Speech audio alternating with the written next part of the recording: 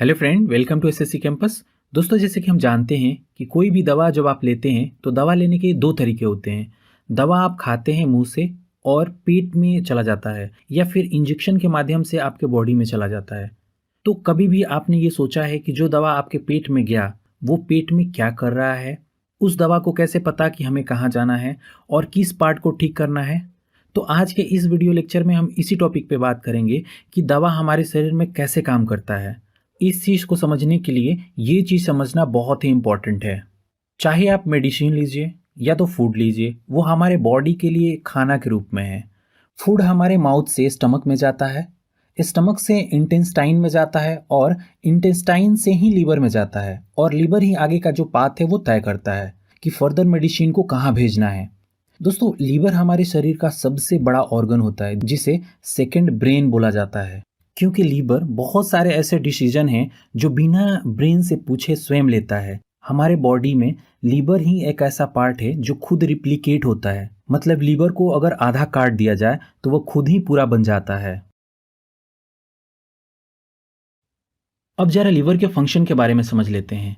Liver एक तरह से हमारे शरीर का गेट कीपर की भूमिका में होता है। इंटेस्टाइन से जो भी मटेरियल हमारे लीवर को पहुंचता है उसे लीवर ही डिसाइड करता है कि इस चीज़ को हमारे शरीर के डिफरेंट पार्ट में भेजना चाहिए या फिर नहीं। अगर भेजना चाहिए तो किस पार्ट को भेजना चाहिए, ये डिसीजन लीवर का होता है। अच्छा, लीवर को कैसे पता चलता है कि ये फूड है या फिर पॉइजन? आप इमेजिन कीजिए, आपके घर के सामने एक गेट कीपर है और अपने गेट कीपर को बताया है कि अगर मेरा कोई दोस्त आए तो उसको अंदर आने देना। अब गेट कीपर को कैसे पता चलेगा कि कौन दोस्त है और कौन दुश्मन? तो आपने एक लिस्ट दे दिया जिसमें दोस्त और दुश्मन दोनों हैं, तो वो आसानी से पहचान सकता है कि कौन दोस्त है और कौन दुश्मन। सेम यही सिस्टम लीवर में होता है। खाने से रिलेटेड सारी इन्फॉर्मेशन लीवर के पास है। जब आप कुछ भी खाते हैं और लीवर के पास जाता है तो लीवर उसको चेक करता है कि ये फूड है या पॉइजन। जो फूड होता है उसको शरीर में भेज देता है, और जो फूड नहीं होता है, पॉइजन होता है, उसको शरीर से बाहर कर देता है। जो भी हम दवा लेते हैं वो तो ऐसा नहीं है ना कि वो 500 साल पुराना है। उसको मनुष्य ने ही बनाया है। लीवर के लिए ये एक अनजान चीज़ है जिसको वो नहीं जानता या उसके लिस्ट में नहीं होता है।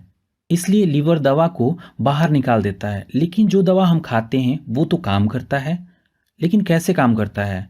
तो देखिए, इसके लिए इंसान ने अपना दिमाग लगाया। इसको जरा हम एग्जाम्पल के थ्रू समझते हैं। मान लीजिए कि ये एक पुलिस वाला है। इसको इंस्ट्रक्शन मिला है कि जितनी भी गाड़ी यहाँ से जाएगी सबको आपको चेक करना है। हो सकता है इस गाड़ी में कोई चोर हो, और चोर का पिक्चर ये रहा। ये पुलिस वाला हर मिनट में 2 गाड़ी को चेक करता है। इस तरह चोर बच नहीं सकता। लेकिन चोर बहुत चालाक है। उसने देखा कि इनकी कैपेसिटी 1 मिनट में 2 गाड़ी चेक करने की है। अब चोर हर मिनट में 4-4 गाड़ियां भेजना शुरू कर दिया। अब पुलिस वाला को 2 गाड़ी ऐसे ही छोड़ना पड़ेगा। मतलब चोर के निकलने का चांस 50% हो गया। जब तक कि पुलिस अपना कैपेसिटी बढ़ाएगा तब तक बहुत सारे चोर अंदर आ चुके होंगे। सेम थिंग लीवर के साथ होता है। जब हम दवा लेते हैं तो लीवर उस दवा को रोक देता है। तो हम क्या करते हैं, जितनी कैपेसिटी लीवर को दवा रोकने की है उससे दुगुनी दवा का डोज लेते हैं। अब 50% दवा जिसको लीवर रोक नहीं पाता वो ब्लड वेसल के थ्रू हमारे अफेक्टेड पार्ट तक पहुंचकर उसे ठीक करता है। अब लीवर धीरे धीरे मेडिसिन को रोकने की कैपेसिटी को बढ़ाता है, और जब उसकी कैपेसिटी बढ़ जाता है तो दवा फिर से काम करना बंद कर देता है, जिसे डॉक्टर दवा का डबल डोज देते हैं। डायबिटीज़, पेन किलर और हाई ब्लड प्रेशर के केस में ऐसे ही होता है। फिर धीरे धीरे एक ऐसा कंडीशन आता है जब लीवर या तो डैमेज हो जाता है या तो अपनी इतनी कैपेसिटी को बढ़ा लेता है कि दवा ही काम करना बंद कर देता है। तब डॉक्टर डायरेक्ट इंजेक्शन का सहारा लेते हैं। मतलब बिना लीवर के हेल्प लिए डायरेक्ट मेडिसिन को बॉडी में इंजेक्ट करते हैं। एक बात आपको बहुत अच्छे से याद रखनी है कि जो हमारा इंजेक्शन होता है वो हेल्थ के लिए बहुत ही खराब होता है, क्योंकि ये ब्लड वेसल के एंडोथेलियम लेयर पर घाव बना देता है। क्या आपको पता है कि ये एंडोथेलियम जो लेयर है वो एक केमिकल को प्रोड्यूस करता है जिसका नाम नाइट्रिक ऑक्साइड है, जो कि आपके डिजीज को रोकने का काम करता है। नाइट्रिक ऑक्साइड के डिस्ट्रॉय होने से हमारे बॉडी का सिग्नलिंग सिस्टम जो होता है फेल हो जाता है। यहाँ पर एक वर्ड है सिग्नलिंग सिस्टम। तो जरा सिग्नलिंग सिस्टम के बारे में हम समझ लेते हैं कि ये क्या होता है। तो देखिए, सिग्नलिंग सिस्टम बहुत ही इंटरेस्टिंग चीज़ है। मान लीजिए आपने सोचा कि मुझे रसमलाई खाना है, तो जैसे ही आपने सोचा कि मुझे रसमलाई खाना है, हमारा जो ब्रेन है वो पेनक्रियाज को सिग्नल सेंड करता है कि बस अब तुम तैयार हो जाओ, रसमलाई आने वाला है। जब रसमलाई आपके सामने है, ब्रेन ने दूसरा सिग्नल सेंड किया, आप अपने माउथ में डालेंगे उस रसमलाई को, तो ब्रेन तीसरा सिग्नल सेंड किया। अब जब आप चबाना चालू करेंगे तब तक बॉडी में इंसुलिन सर्कुलेट होकर बॉडी तैयार है उस रसमलाई को एक्सेप्ट करने के लिए।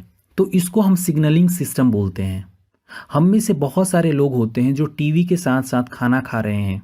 ब्रेन तो टीवी देख रहा होता है लेकिन खाना आप खुद खा रहे होते हैं, तो सिग्नल हमारे पेनक्रियाज को नहीं पहुंच पाता। जब तक इंसुलिन प्रोड्यूस होता है हमारे बॉडी में, तब तक आपके पेट में खाना जा चुका होता है, जिसके वजह से हाई ब्लड शुगर और बहुत सारे डिजीजेस उससे पैदा होती हैं।